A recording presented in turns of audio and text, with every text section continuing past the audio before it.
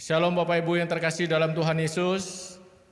Mari kita mengucap syukur kepada Tuhan bahwa pada kesempatan ini kita masih bisa diberi kesempatan untuk memuji dan memuliakan nama Tuhan. Kita akan menyiapkan hati kita sebelum kita memasuki ibadah kita pada kesempatan pagi hari ini.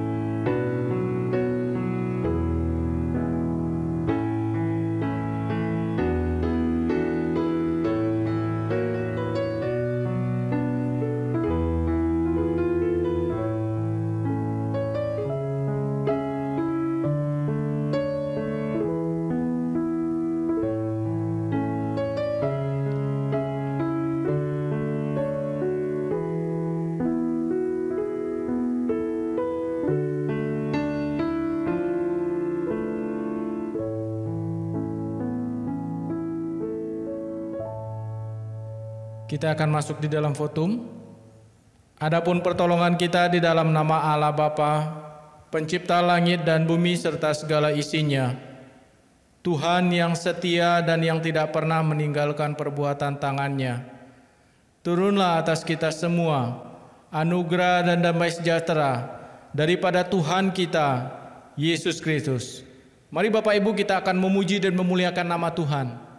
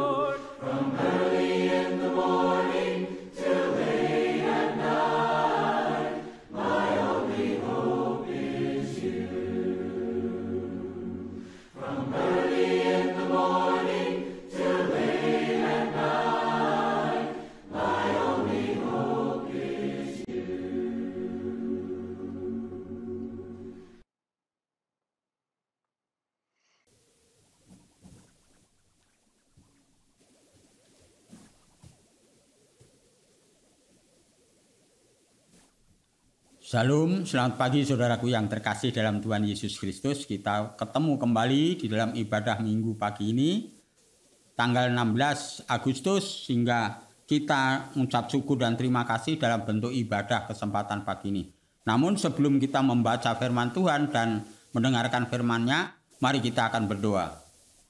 Tuhan Yesus, kami datang padamu, mengucap syukur dan terima kasih Tuhan kalau pada kesempatan pagi ini, hamba-Mu dan jemaat yang ada di rumah mereka masing-masing melalui daring ini kami boleh ibadah. Tolong Tuhan Yesus akan memberkati. Pada saat ini kami ingin mendengarkan firman-Mu. Tolong Tuhan Yesus akan bicara melalui firman-Mu ini sesuai dengan kebutuhan kami masing-masing. Dalam nama Yesus kami menyambut kebenaran-Mu pada kesempatan pagi ini. Amin. Pagi ini kita akan membacakan firman Tuhan, yaitu surat Paulus di jemaat Galatia, yaitu pasal 5, Galatia pasal 5 ayat 1 sampai ayat yang ke-15. Kami mohon Pak Yanto untuk membacakannya. Galatia 5, 1 sampai dengan 15. Supaya kita sungguh-sungguh merdeka, Kristus telah memerdekakan kita. Karena itu, berdirilah teguh dan jangan mau lagi dikenakan kuk perhambaan. Sesungguhnya aku, Paulus, berkata kepadamu, jikalau kamu menyunatkan dirimu, Kristus sama sekali tidak akan berguna bagimu.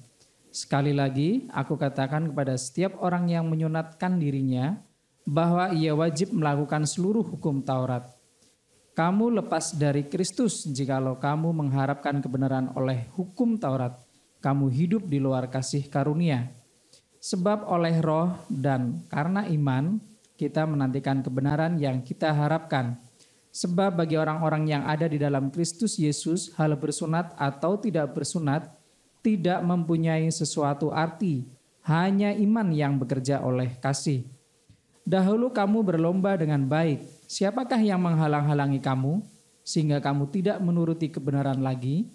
Ajakan untuk tidak menurutinya lagi bukan datang dari Dia yang memanggil kamu. Sedikit lagi sudah menghamirkan seluruh adonan. Dalam Tuhan aku yakin tentang kamu bahwa kamu tidak mempunyai pendirian lain daripada pendirian ini. Tetapi barang siapa yang mengacaukan kamu, ia akan menanggung hukumannya, siapapun juga dia. Dan lagi aku ini, saudara-saudara, jikalau aku masih memberitakan sunat, mengapakah aku masih dianiaya juga? Sebab kalau demikian, salib bukan batu sandungan lagi. Baiklah mereka yang menghasut kamu itu mengebirikan saja dirinya. Saudara-saudara, memang kamu telah dipanggil untuk merdeka, tetapi janganlah kamu mempergunakan kemerdekaan itu sebagai kesempatan untuk kehidupan dalam dosa. Melainkan layanilah seorang akan yang lain oleh kasih.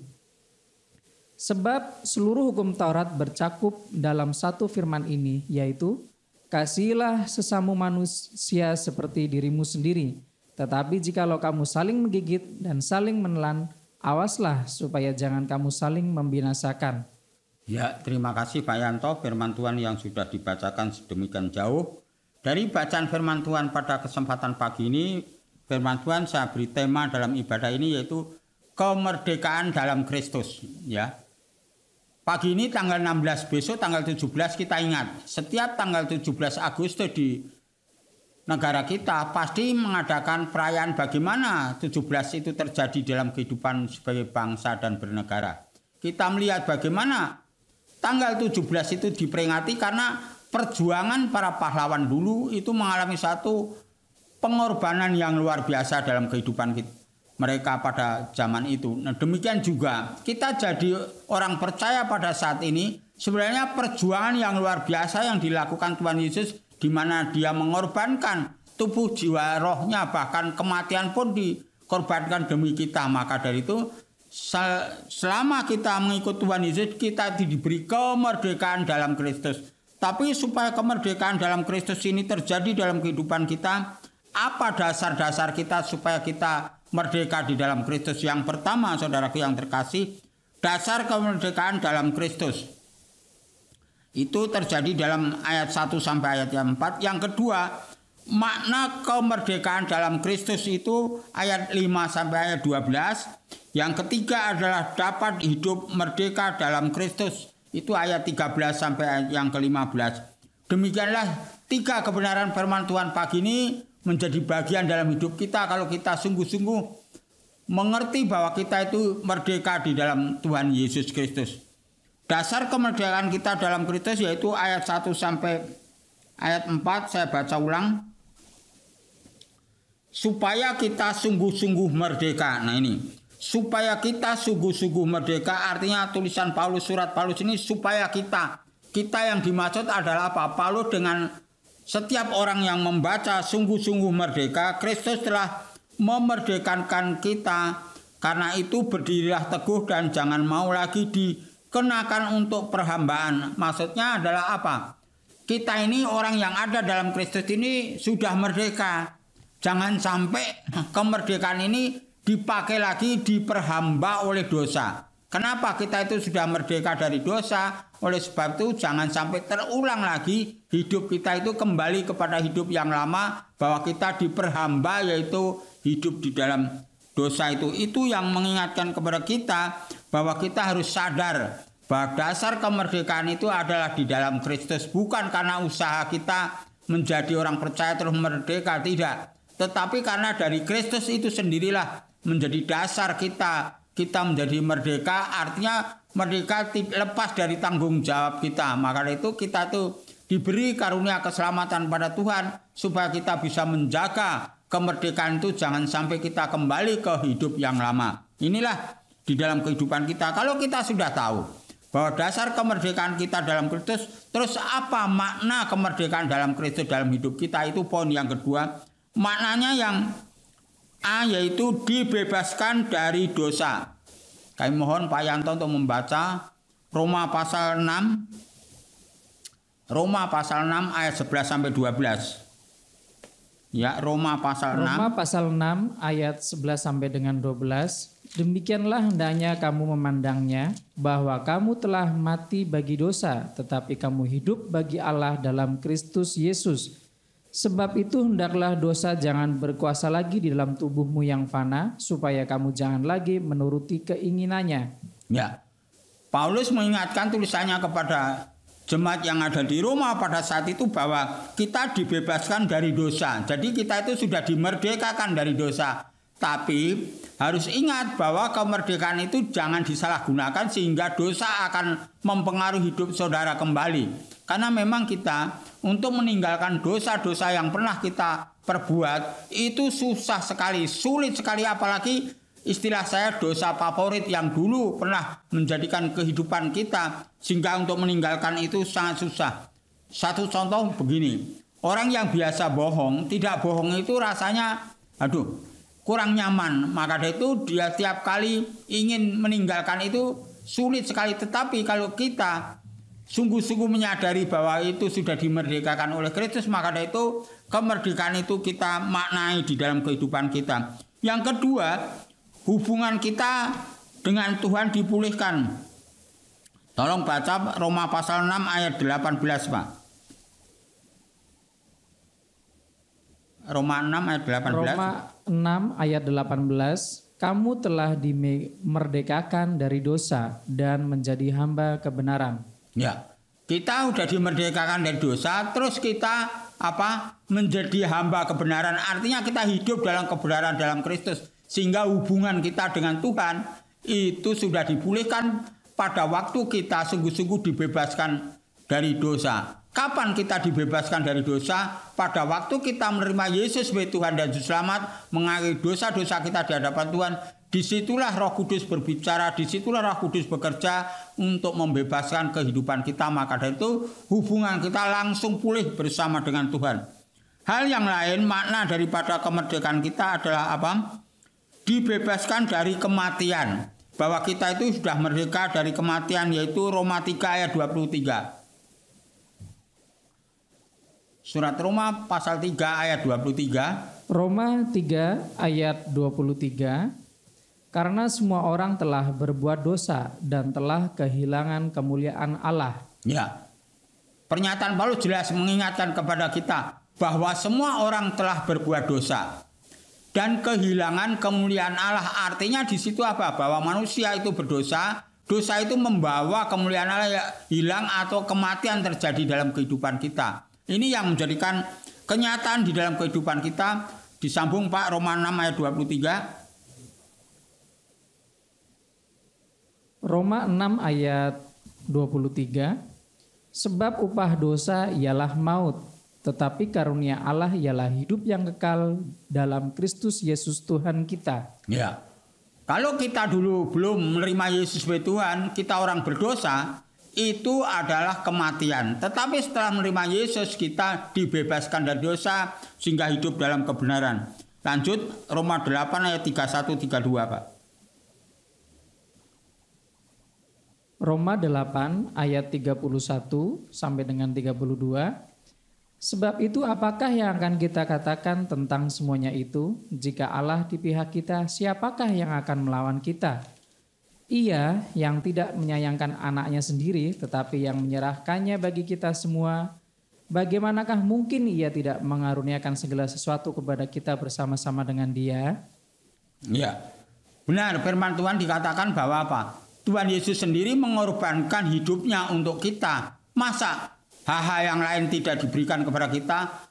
Hal yang luar biasa nyawanya aja diberikan untuk kita. Apapun yang ada di dunia ini pasti kita akan menikmati. Mengapa saat ini belum terjadi?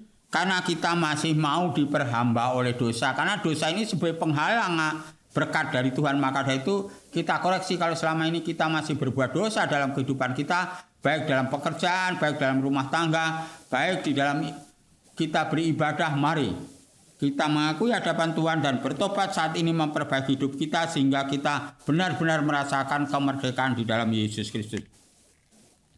Poin yang ketiga, bagaimana kita benar-benar merasakan kemerdekaan dalam Kristus, yaitu dapat hidup merdeka dalam Kristus. Saya baca ulang di dalam ayat 13-15 begini.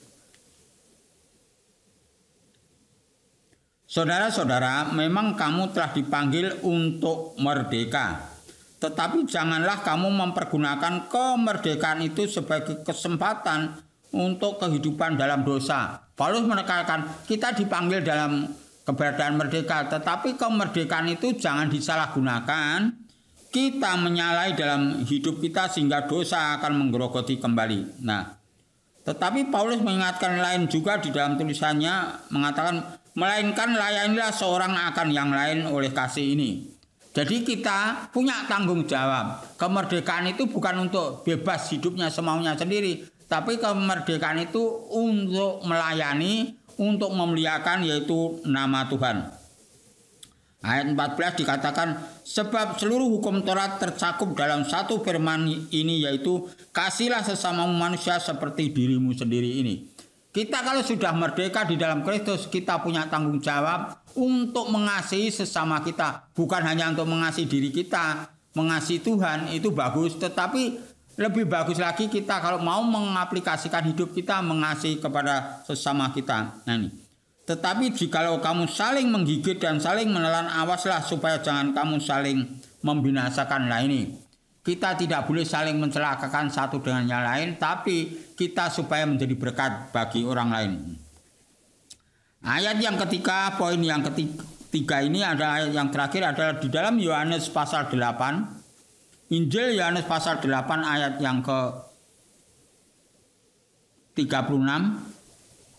Injil Yohanes pasal 8 ayat 36, dapat hidup merdeka dalam Kristus. Yohanes 8 ayat 36. Ya. Jadi apabila anak itu memerdekakan kamu, kamu pun benar-benar merdeka. Ya.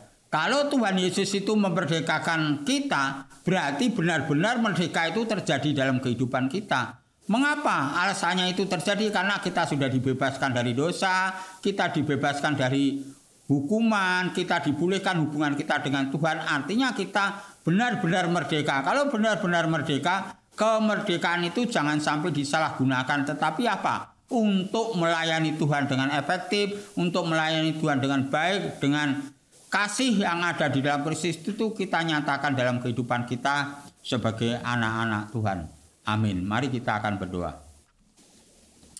Tuhan Yesus, kami datang padamu, kami ucap syukur dan terima kasih Tuhan kalau Engkau telah berbicara firman-Mu pada kesempatan ibadah minggu pagi ini, yaitu supaya kami hidup merdeka di dalam Kristus, sehingga kami sungguh-sungguh tahu dasar kemerdekaan di dalam Kristus, dan kami harus memanai hidup di dalam Kristus, dan kami sungguh dipulihkan hidup kami dengan Kristus. Oleh sebab itu Tuhan Yesus, kami ucap syukur dan terima kasih firman pada kesempatan pagi ini memberitahu kepada kami supaya kami sadar bahwa kami benar-benar merdeka, sehingga kami punya tanggung jawab untuk ambil bagian dalam pelayanan untuk mengagungkan nama-Mu Tuhan. Tolong Tuhan Yesus beri keberanian hidup kami supaya Kau pakai menjadi alat untuk kemerdekaan ini tidak kami salah gunakan, tapi kami gunakan untuk melayani Tuhan. Di dalam nama Yesus kami berdoa dan ucap syukur firman pada kesempatan pagi ini. Amin. Saat ini kita akan mengakhiri ibadah kita pada minggu ini. Mari kita berdoa kembali.